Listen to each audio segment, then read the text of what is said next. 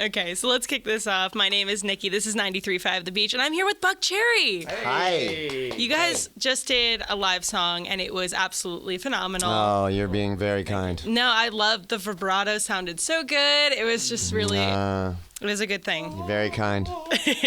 And She's being sweet. so cut that out. No, there's going to be a show tonight, too, at the Wacomico Civic Yeah, Center. yeah. That's what's going to be happening. That's when we, the big rock show tonight. It's at 7, right? Starting at 7? 9:30 we go on, but I think the doors open, at 7. Okay, so, get there early. Several bands before us, which I believe most of them are from here. So, oh, okay, cool. Yeah. So it's local stuff. Yeah, yeah. Okay, cool. So you just did Radio Song. Yes. And, a lot of people have shower thoughts, but most people, their shower thoughts are making a grocery list or something. And you wrote the melody for that in the shower, did you not? Yeah. A lot of melodies come to me in the shower. It's weird. I think it happens for a lot of other artists as well. Okay. I don't know. Maybe it's just the you get in there and you kind of forget about your day, for a sec, and you're just in this meditative zone, I guess, and stuff comes to me, and I always keep my phone out on the counter, outside the shower, and so I can record stuff to remember it, and there's good acoustics in the shower as well, so it's nice you open up really well with the steam and everything, and that came to me very quickly, and I ran downstairs. I was really inspired. Mm-hmm.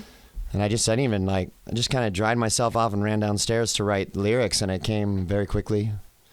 And then I went to Stevie the next day, and I said, hey, man, I got this whole song. Just put up a click track, and let's find a tempo. Mm-hmm. And I want it to be like Buckcherry's Purple Rain, and, just to give him some kind of direction. And we're both huge Prince fans, and he came back with just a great composition of music, and was in the right key for my voice, and added some bridge music, and then I finished the song. It was great. Yeah, so that sounds like a pretty quick process. It can be.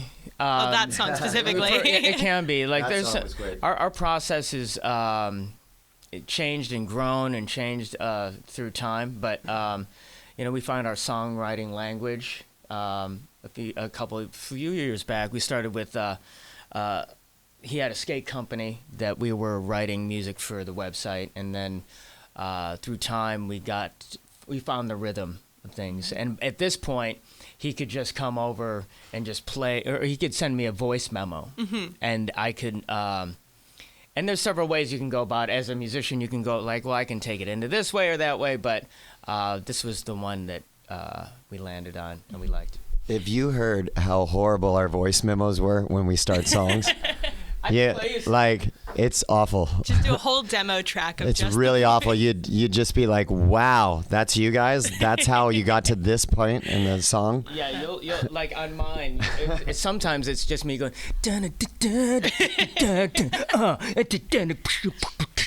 it's really remedial. We need a before and after, of course, Yeah. I have them. So. You actually mentioned something that I wanted to touch on. So you called this your Purple Rain, and I just want to know what you mean by that. We just I just wanted that epic song with that epic guitar solo, and a song that's kind of sad. Radio Song is a sad song, actually, and I really love sad songs. And we were going through a lot professionally and personally in the last 3 years before this record dropped, and it always makes for good songwriting, but it's painful at times, and I was doing a lot of soul searching myself, and I was having to work on myself a lot and my behavior and everything, and it was that time, and so that's what came out. That's awesome. Okay, so you said in another interview that you wrote about 30 songs for an 11-song album, which is Warpaint. Are there any songs that made it or that didn't make it that you wish had, or any of that? How did the song selection go for you? Early on is when we start writing, to get it across the finish line. I'll send a riff to him, or he'll send a melody line to me. But usually when I send the riff to him first, he's got to connect with it. And if he doesn't connect with it right away, then we put it to the side. And then sometimes when we've completed several songs, we'll revisit the riffs that we haven't finished. But yeah, I think it's really apparent early on if we have something or not, right? Like, I think with as long as he connects with a verse in a chorus, if we have that chorus, then we're off to the races. There's sometimes, there was obviously a handful of times where it just, we weren't comfortable with either, so, it falls wayside. There are a couple songs, and I don't want to name the song titles because they may come out later, but there are a couple songs that are really great that didn't make the record because we had, sometimes you have like, oh, we got all these rock songs and we can only put so many rock songs, right. like 4 on the Floors. And then you got like, you want to have some more up-tempo songs. And then you can only have so many slow to mid-tempo songs. So there is like one slow song that I really love but it just, Radio Song and The Hunger were just a little bit better of a fit, and then there's this other song that I don't want to say, but it's kind of funky, and it just wasn't right for what we were doing at this time, but hopefully it'll come out on the next record. We have another group called The Conflict, Josh Todd and The Conflict, and some songs, at some point we were like, we just need to keep writing something, what I mean? So what we did, some of the songs are more suited for The Conflict. They're heavier, I guess, more electronic or more metal or something like that. Buckcherry is kind of our rock and roll outlet, So that's, some songs fit the other band. Yes, what he said. So we can kind of expect something. Some of these songs might show up a little bit later. Oh, absolutely. Yeah. I think maybe a couple on the next Buckcherry record, whenever that is. Yeah, it's always exciting to hear that there's something in the works, like, though. The Hunger we wrote maybe 2 years ago, at least 2 years before the record came out. We were doing The Conflict. We were writing songs for The Conflict, and that one came up and just wasn't really heavy enough for that band, so we kept it around. So. Oh, nice. Yeah, we were out with The Conflict, and we had this. We kind of wrote it for a country artist because we just thought it was good, and we handed it off to our publisher and see what they could do with it, and it just nobody picked it up. And we started playing it at Soundcheck when we were on the Conflict tour, and bands would come up to us and go, "Hey, what record is that song on? What's that song?" And I was like, it's like in I think one of our EPs, and like I was like, "We can't play this song anymore," Yeah. So you have done some wildly different covers, like from Nine Inch Nails to Iconopop, right? Yeah. What is the most unexpected song on your playlist right now that you're listening to? Oh, I just downloaded Talk, the Khalid song. The Khalid song, yeah. So great. It's a good song. Such a great song. And then I just downloaded this other hip-hop track that I really like called Down, Down, Bad. I think that's what the title is. But I'm always looking for just great songs, great melodies, great hooks, and Khalid has a lot of them. Yeah. That other song is Down Bad by Dreamville. Great song. There you go. Yeah, it's ghetto. It's cool. Yeah, I listen to right now I'm not listening to anything new. That's okay. Probably because I feel like because of the last few years it's all been about all production, and songwriting and production and songwriting and production. So I'm listening, ironically enough or coincidentally enough, there's a Gary Moore platinum album out there or gold album I think on the it's wall. a gold album. Yeah, and I've been listening to a ton of his Montreux blues stuff. Okay, so a little bit older school. It's all old school. That's good. That's good stuff. Okay, so you have a lot of tattoo imagery in your music, especially in War Paint. War Paint itself is tattoo imagery.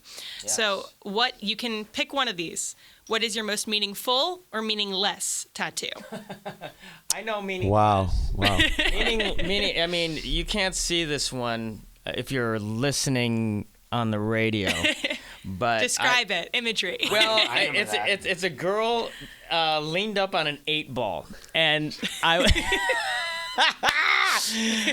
we're it's no secret that we've had or I've had problems with drugs and alcohol in the past, and I got this at a time when I was really kind of down and out, Under the influence for a few days straight, and I had my buddy who wasn't even a tattoo artist. We were in a tattoo shop, and I was like, "Yeah, bro, why don't you tattoo me?" And cut to he used a 1 needle over and over, and my skin severed, and I started bleeding everywhere and almost passed out. But yeah, that's my smart decision. Dude, I made a lot of great decisions when I was drinking. I'm gonna go with my most meaningful. My back tattoo. Kind of came to me like in a dream. Actually, it's the only king in the deck with a knife through his head, Suicide King. And it means a lot to me, and love and desire is like framed on it, and I like those words. But I do have a lot of bad decision tattoos that I've gotten covered up. Actually, I got tattooed on a kitchen table in a apartment that we had. Yeah, some dude straight out of prison. Prison gun tattoo. Thought I was really gangster. And it was so stupid. I remember the look on his face. He was 19 probably at the time. This dude was all jacked up on meth. He was all jacked up on meth, and it was literally through a Playmate pin. Oh. The gun, the tattoo gun. It was so stupid. Tape. When I got sober, that moment haunted me. Because he just literally dipped it in bleach like right before, and then started tattooing me.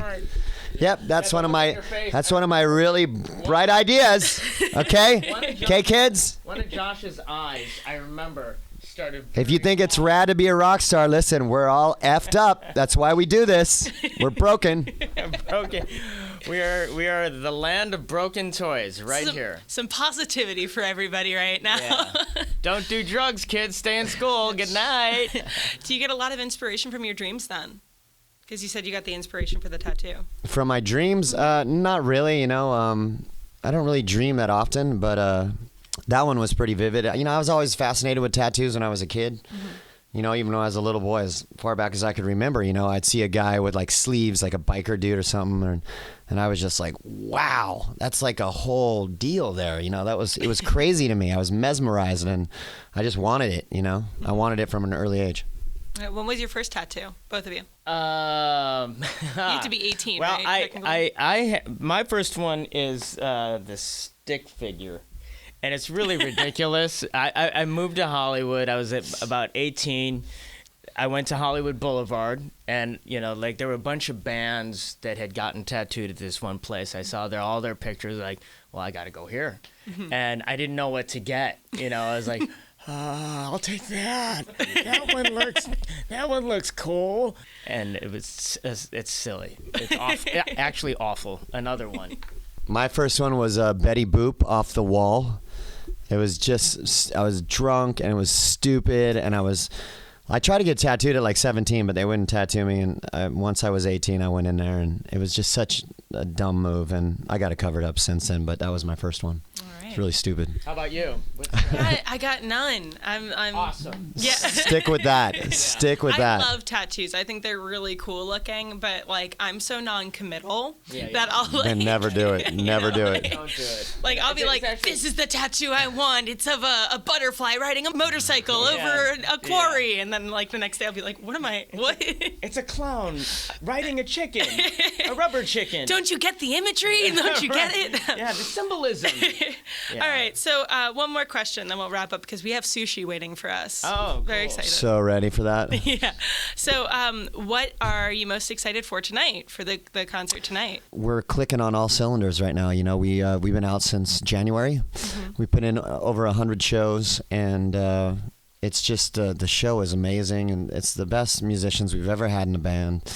And we all get along really well, and it just shows on stage, and we got a great lighting package. Our crew is just amazing. Yeah, we're pretty consistent every night, so it's going to be a lot of fun, and we play all the usual suspects, of course, Lit Up and Crazy Bitch and Sorry and all those songs, but we also play a lot of the new record, and it's a lot of fun. And the new record is probably one of your best records. If I do say so myself. I completely agree with that, and thank you for that. Say that again? Yeah. The new record, War Paint, one of the best Buckcherry records there ever. For sure. Yeah. 335 The Beach, Del Mar's rock station.